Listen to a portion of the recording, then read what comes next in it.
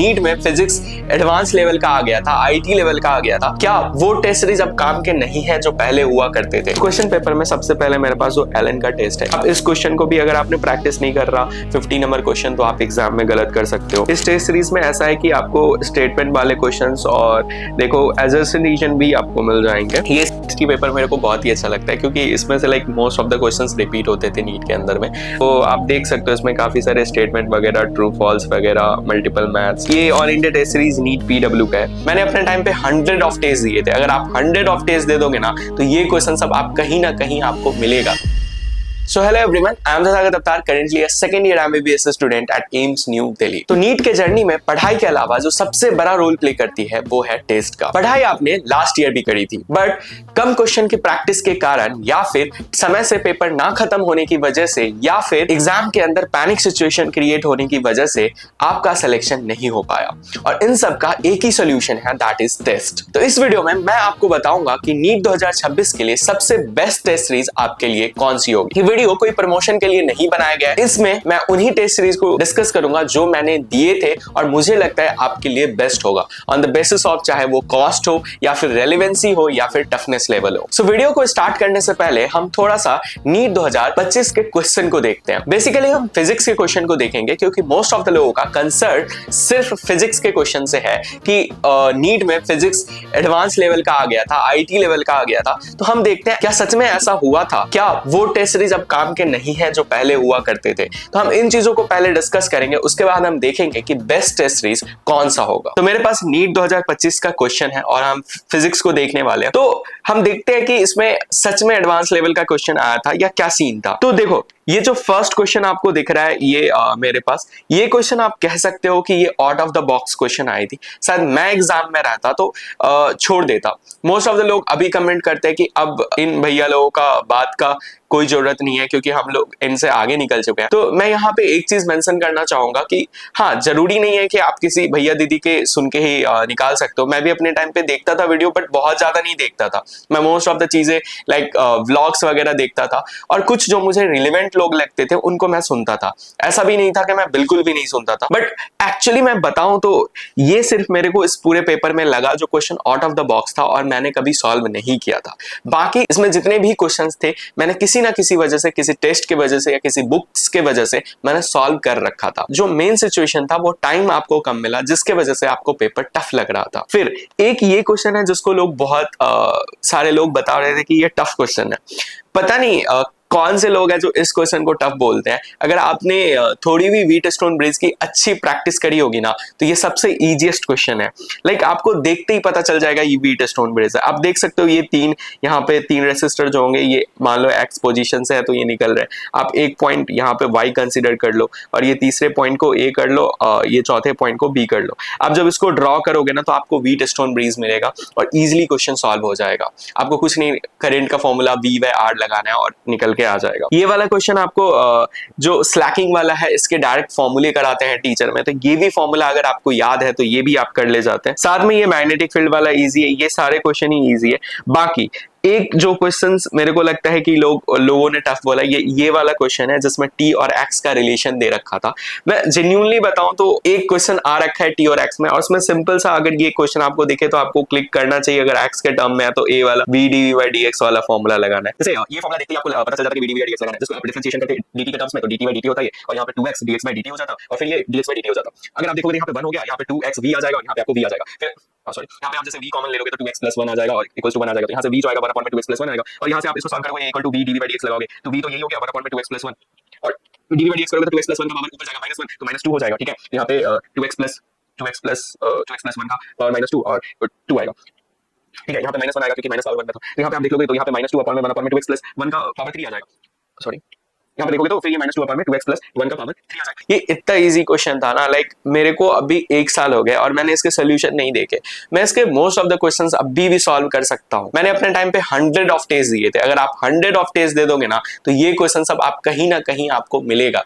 अगर आप एक्सक्यूजेस बना रहे हो कि ये एडवांस का क्वेश्चन था, बहुत टफ है, आप जस्ट लोगों ने जो बोल दिया आप उसको कर रहे हो और आप भाग रहे हो पीछे, तो इसको भागना छोड़ो और क्वेश्चन प्रैक्टिस पे लगो कि आप जितना ज्यादा क्वेश्चन प्रैक्टिस करोगे आपके लिए चीजें उतनी ही ईजी हो जाएगी। एक ये ग्राफ था जिसको बोल रहे थे कि ग्राफ वाला क्वेश्चन आ गया था, लाइक 23 क्वेश्चन में देख रहे हो, जहां तक मुझे याद है ना, ये ग्राफ वाली क्वेश्चन ना एनसीईआरटी में दी हुई है, शायद ये ग्राफ एनसीईआरटी में होगी। तो आपको एनसीईआरटी रीड करने के लिए मैंने पहले भी बोला है कि एटलीस्ट लाइक वेव एसएचएम वगैरह थोड़े से इंपॉर्टेंट रहते हैं, ग्राफ भी, और मॉडर्न फिजिक्स में इंपॉर्टेंट रहता है, फ्लूइड मैकेनिक्स हो गया, मैकेनिकल प्रॉपर्टीज ऑफ सॉलिड हो गया, ये इंपॉर्टेंट चैप्टर्स हैं जिसको आपको रीड, मैग्नेटिज्म है तो ये सब रीड करना चाहिए, और इसके ग्राफ वगैरह से क्वेश्चंस आते रहते हैं। लास्ट ईयर 2024 में भी आपको याद है मॉडर्न फिजिक्स से इतना बड़ा हंगामा हुआ था, वो सब तो ठीक है। एक ये क्वेश्चंस 28, पता नहीं मैंने किसी रील में देखा कि ये 28 क्वेश्चंस को पता नहीं टफ बता रहे थे कि लाइक एक स्फीयर है, दूसरा स्फीयर है, एक कोई कंडक्टिंग स्फीयर लेके आया, पहले ए को टच कराया फिर बी को टच कराया।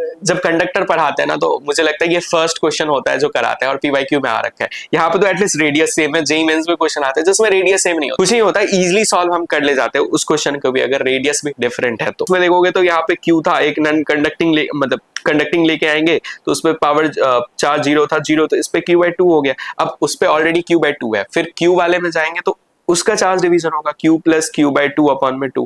अब फोर्स लगा लो कि Q1 Q/r²। अगर ये क्वेश्चन सब आपको एक्चुअली, ये देखो, अगर ये क्वेश्चन बनाने में आपको 1 मिनट से ज्यादा लग रहा है ना एग्जाम में, तो मैं सच में कह रहा हूँ आपकी प्रैक्टिस बहुत वीक है, बहुत ज्यादा वीक है। एक्चुअली आपको प्रैक्टिस करने की जरूरत है, क्योंकि मैं अभी भी इसको 1 मिनट के अंदर में सॉल्व कर सकता हूँ इस क्वेश्चन को। अभी मेरे को 1 साल हो गया, मैंने सच में सोल्यूशन नहीं देखा। और एम्सली में ना जब नीट 2025 का पेपर आया था तो बहुत सारे लोगों ने सॉल्व करा था, और सबको मतलब 35-40 तक क्वेश्चंस ना लोग सॉल्व कर ले रहे थे। अगर आप कुछ भी बोलोगे ना तो 10 क्वेश्चन टफ थे, मान लो ठीक है 10 क्वेश्चन टफ आया था, फिर भी आपको 35 क्वेश्चन तो करेक्ट करके आने चाहिए थे ना। तो उसका एक ही है कि आपने शायद पैनिक करा या फिर सिली मिस्टेक्स करे। तो उसके लिए आपको टेस्ट देना है, और वही मैं बताने वाला हूं कि आपके लिए कौन सा बेस्ट टेस्ट सीरीज होगा इस वीडियो में। अब आते हैं क्वेश्चन पेपर्स पे।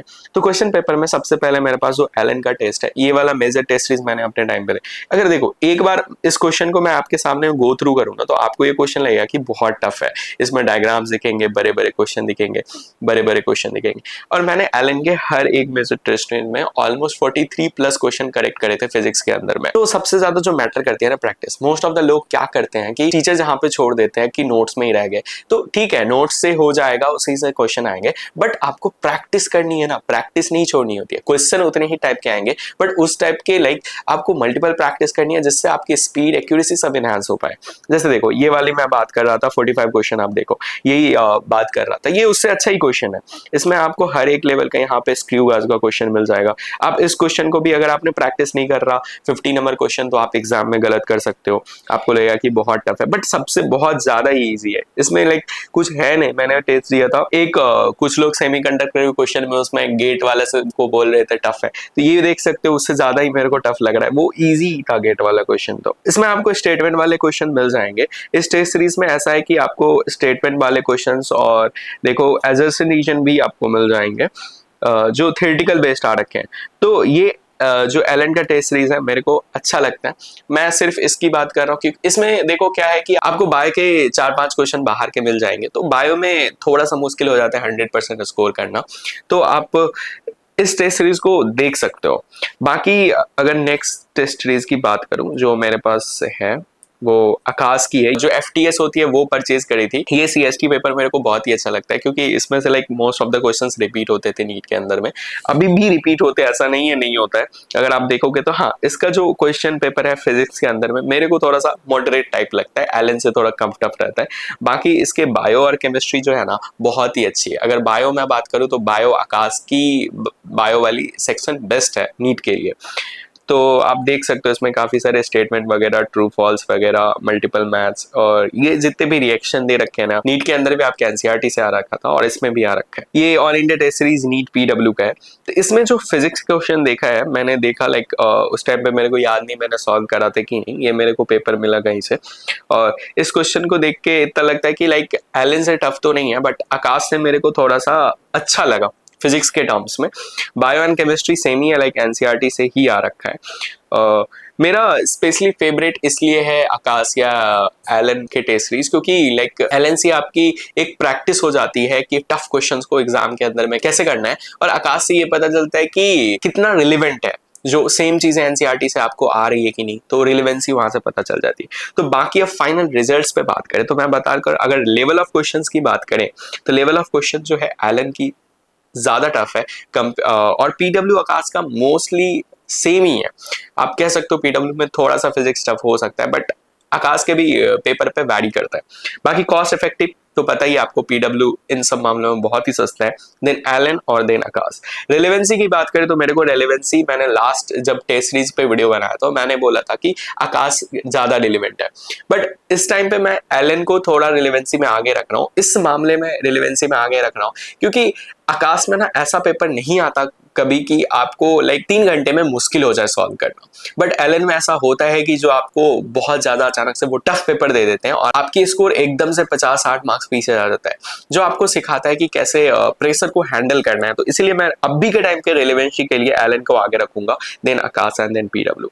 अब बात आती है कि हमें कौन सा टेस्ट सीरीज चूज करना चाहिए। अब इतने सारे डिस्कशन के बाद चूज करने की बात करें तो मैं कहूंगा कि आपको 2 टेस्ट सीरीज तो देना ही देना चाहिए, और आपको कम से कम 30, 35, 40 फुल सिलेबस टेस्ट सीरीज देके जाना है एग्जाम के अंदर में। ये बेयर मिनिमम है जो अभी के टाइम पे डिमांड करती है आपसे। तो आपको 2 टेस्ट सीरीज कोई भी सेलेक्ट करना है, उसमें से मैं कहूंगा एक एलन का फिक्स रखो, एलन का करना ही करना है, क्योंकि वो आपको प्रेशर हैंडल करना सिखाएगा एग्जाम के अंदर में, अच्छे क्वेश्चंस की प्रैक्टिस कराएगा फिजिक्स के अंदर में, जिससे आप कंसेप्चुअली स्ट्रॉन्ग बन पाओगे। साथ में एक आप आकाश का ले सकते हो या पीडब्ल्यू का ले सकते हो, फर्क नहीं पड़ता, आप कोई भी ले लो, बट एलन का मैं कहूंगा मेजर टेस्ट सीरीज जाके दो। 12 टेस्ट होते हैं इसमें, आई थिंक 2200 का आता है 12 टेस्ट सीरीज ऑफलाइन सेंटर पे जाके, वो टेस्ट सीरीज दो ही दो। अगर आप ऑफलाइन नहीं भी दे सकते हो तो वो कैसे भी अवेलेबल करा के ऑनलाइन से आप दे दो। साथ में कोई पीडब्ल्यू का टेस्ट सीरीज ले लो या फिर आकाश का टेस्ट सीरीज ले लो, तो आपको 2 टेस्ट सीरीज देना है। साथ में आपको ये सीएसटी का पेपर जो मैंने बताया, तो सीएसटी का पेपर 10-15 दे देना, ये क्योंकि ये बायो को, आपको बायो एंड केमिस्ट्री को काफी ज्यादा स्ट्रेंथ कर देता है। इस वीडियो में इतना ही, काफी डिटेल में बताया। आपको और भी यदि डिटेल एनालिसिस चाहिए कि कौन से क्वेश्चन कहां से आ रखे थे फिजिक्स, केमिस्ट्री, बायो में, तो मुझे बताना। ये मेरे एंड से था कि क्वेश्चन ज्यादा टफ नहीं था, टफ था टाइम ड्यूरेशन में कंप्लीट करना, और उसका एक ही सोल्यूशन है, दैट इज टेस्ट। तो बहुत सारा टेस्ट दो। इस वीडियो में इतना ही, फिर मिलेंगे कभी किसी और वीडियो में, तब तक के लिए बाय।